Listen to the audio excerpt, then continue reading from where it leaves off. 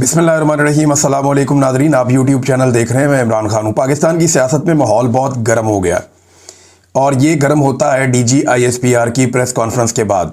मैंने आपको बताया कि इस प्रेस कॉन्फ्रेंस का जो वन लाइनर मुझे समझ आया वो ये है कि DGISPR ने अपनी फ़ौज के ऊपर एक खुदकुश हमला कर दिया। इमरान खान साहब ने गुज़िश्ता 3.5 साल में फ़ौज पे जितने इल्ज़ामात लगाए वो साबित करने के लिए उनके पास कुछ भी नहीं था, लेकिन इस प्रेस कॉन्फ्रेंस ने वो सब कुछ साबित कर दिया। मेरे ख्याल में इससे बड़ी इमरान खान की कामयाबी और कोई हो नहीं सकती। देखिए 9 मई को क्या हुआ था 2023 में। हुआ ये था कि पाकिस्तान की मिलिट्री एस्टेब्लिशमेंट इमरान खान साहब को घेर घार के अपने मैदान में ले गई थी।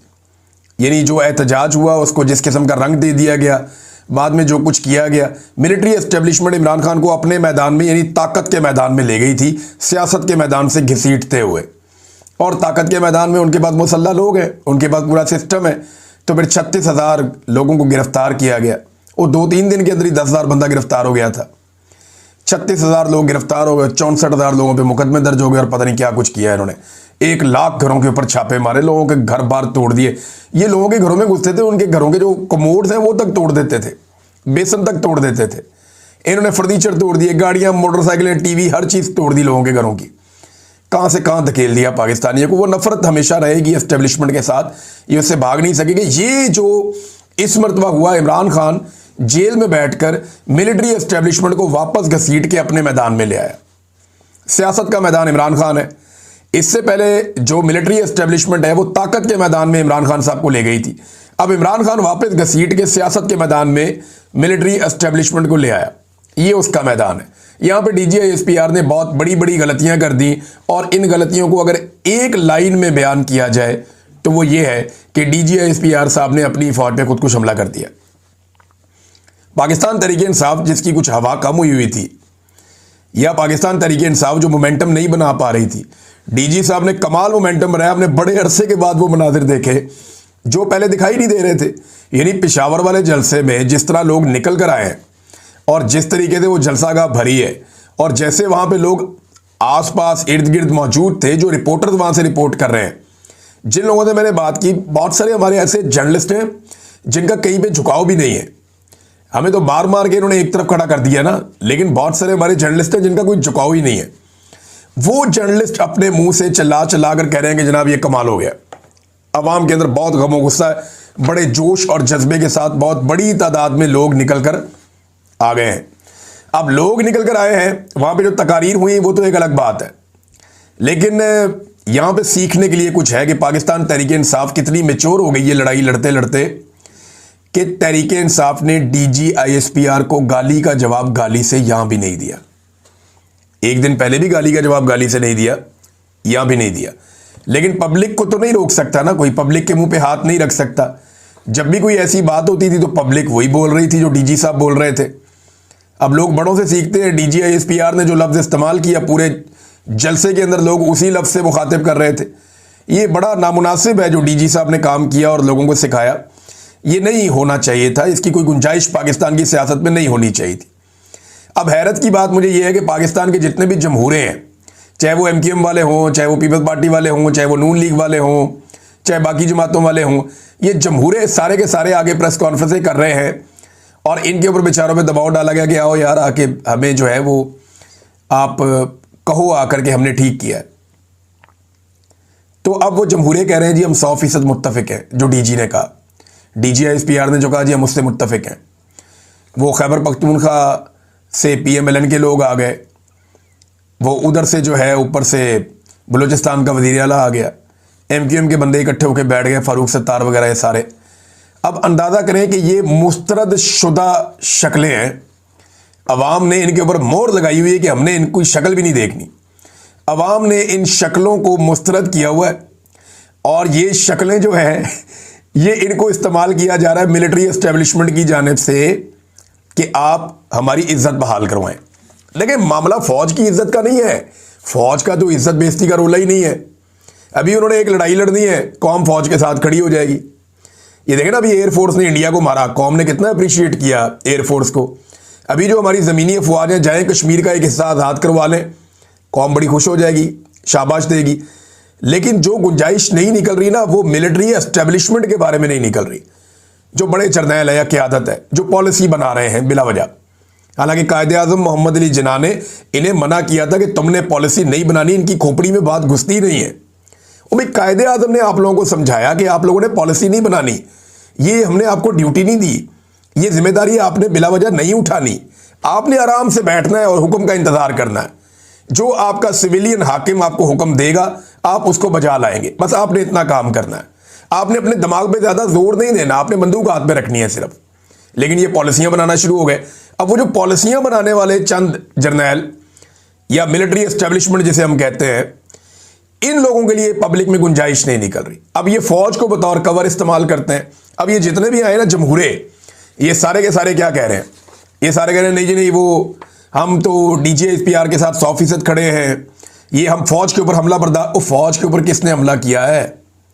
इमरान खान तो कहता है मुल्क भी मेरा फौज भी मेरी। मैं कल वो शहबाज गिल को सुन रहा था, उससे पहले मैं मुईद पीरजादा को सुन रहा था, मैं साबिर शाकिर साहब को सुन रहा था। इन्हीं लोगों से आप लोगों को प्रॉब्लम होती है ना, शहजाद अकबर या बाकी लोगों से। तो मामला ये है, वो भी ये कहते हैं कि यार ये जो टॉप के ऊपर सारे गलत पॉलिसियां बना रहे हैं, ये आज सुधर जाएं, ठीक हो जाएं, नीचे ऑटोमेटिकली ट्रिकल डाउन इफेक्ट हो जाएगा, सारी की सारा इदारा ठीक हो जाएगा। देखें ये होता क्या है, इस इदारे की ये खूबी है या खराबी है, जो भी आप समझें। जिस तरह का जर्नैल आता है ना, पूरा इदारा वैसे ही होता है। मुशर्रफ आया था ना, एनलाइटेंड मॉडरेशन, सारा का सारा इदारा मॉडर्न हो गया था। इतने मॉडर्न हो गए थे कि बस सरेआम मॉडर्न हो गए थे। फिर देखें उसके बाद ज़ियाउल हक आया था, उससे पहले वो बड़ा रिलीजियस टच लेकर आया था, सारा इदारा नमाजों पे लग गया था। तो ये ऊपर से नीचे ट्रिकल डाउन इफेक्ट आता है। ये जिस तरह का ऊपर लाके बंदा बैठ जाता है, उसी तरह का नीचे माहौल बन जाता है। तो ये अगर ऊपर का किबला ठीक हो जाए तो नीचे तक सारा मामला ठीक होने में थोड़ा टाइम जरूर लगेगा, लेकिन मामला ठीक हो जाएगा। अब आप एक एक बंदे को पकड़ के तबलीग नहीं कर सकते, आपने टॉप पे ठीक करना होता है, बाकी सब ठीक हो जाता है। ये बात मुख्तलिफ लोग मुख्तलिफ अंदाज में समझाते रहते हैं, लेकिन मामला क्या है, ये फौज का कवर ले लेते हैं। ये ना फौज के ऊपर चढ़ाई, फौज के साथ बदतमीजी। इमरान खान कहता है मुल्क भी मेरा फौज भी मेरी। फौज को तो वो कहता कोई नहीं, वो ये कहता है कि फौज का अपने सियासी और ज़ाती मफाद के लिए इस्तेमाल बंद किया जाए। जिस काम के लिए कौम ने ये फौज पाली है और जिस काम के लिए कौम ने ये फौज रखी है, फौज को सिर्फ वो काम करने दिया जाए। बैरकों में जाने के अलावा और कोई रास्ता नहीं है, या तो मैदान जंग में या बैरक में। यही फौज की ड्यूटी है। या फौज को अगर कहीं बुलाया जाए मदद के लिए तो उनको वो आना चाहिए, बिल्कुल आना चाहिए, उनकी वो आईनी जिम्मेदारी है। लेकिन खुद से वो पॉलिसियां बनाए, इसकी कोई गुंजाइश नहीं है। लेकिन ये सारे जमहूरे बैठ के अब जो है वो टीवी चैनल्स के ऊपर इनको दिखाया भी जा रहा है, और जमहूरे बैठे हुए टीवी चैनल के ऊपर बैठ के कह रहे हैं नहीं जी नहीं, ये जो है फौज के साथ लड़ रहे हैं, हम जनाब साथ खड़े हैं। इदारे एक जैसे इस तरह की शक्लें आप अपने साथ खड़ी करेंगे ना, इदारे की भी बदनामी हो जाएगी और काम नहीं बनेगा। क्योंकि इमरान खान का जो फॉलोअर है ना, वो बहुत अजीब किस्म का है। मैं अभी जलसे पे नहीं आया, लेकिन ये बड़ी ज़बरदस्त बात एक औरिया मकबूल जान साहब ने की, क्योंकि उन्होंने बात की है तो ये क्रेडिट उन्हीं को जाता है, जिस तरह उन्होंने इसको एक्सप्लेन किया। मामला भी यही है कि इमरान खान का दिफा करने वालों पर सूरज गरूब ही नहीं होता, सूरज गरूब नहीं होता इन पे, जो लोग इमरान खान का दिफा करते हैं। ये कहावत नहीं है, ये हकीकत है। एक तरफ देखें, इन्होंने पेड किस्म के बंदे रखे हुए, किसी के 15 फॉलोअर हैं, किसी के 25 फॉलोअर हैं, बस इतना ही है। और वो दिन रात गालम गलोच बदतमीजी वो लोग कर रहे हैं जो PMLN और पीपल्स पार्टी ने या दीगर को, इन्होंने अब तो उन्होंने भी डिजिटल मीडिया अपना एस्टेब्लिशमेंट ने भी बनाया हुआ है। ये दिन रात गालम गलोच के अलावा काम ही कोई नहीं कर रहे। गद्दारी के सर्टिफिकेट बांटी जाओ, तू भी गद्दार, तू भी बागी, तू भी गंदा, वो ये है, वो सिक्योरिटी थ्रेट है, और गंदी गालियां मां बहन, इन्होंने दिन रात एक किया हुआ है।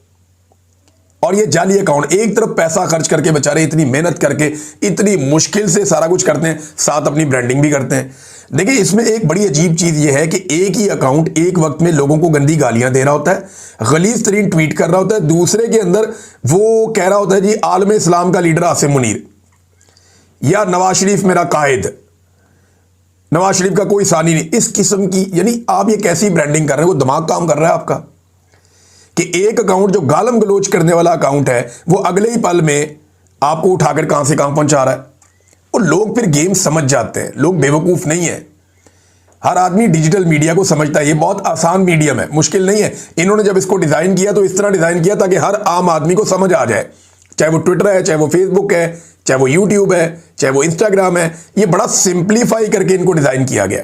बहरहाल आ जाए, और ये सब कहते हैं कि इमरान खान का दिफा करने वालों में प्रॉब्लम यह है कि उधर पैसे खर्च नहीं होते।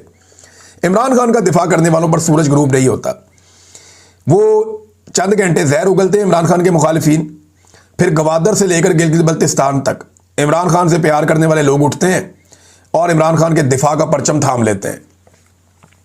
फिर इस परचम का सफर शुरू हो जाता है सूरज के साथ साथ। मशरिक़ वुस्ता में पाकिस्तानी आ जाते हैं, उसके बाद वो ये परचम पकड़ लेते हैं और उसके बाद यूरोप के लोग इसमें शामिल हो जाते हैं जो पाकिस्तानी वहाँ पे हैं। पाकिस्तान में रात हो रही होती है, वहाँ पे शाम हो रही होती है, दिन हो रहा होता है, और वो वहाँ से ये सारी चीज़ें थाम लेते हैं और वो इस पे हिस्सा बन जाते हैं। थोड़ी देर के बाद जब वहाँ पे अंधेरा छा जाता है तो अमेरिका में सुबह हो जाती है, कनाडा में सुबह हो जाती है।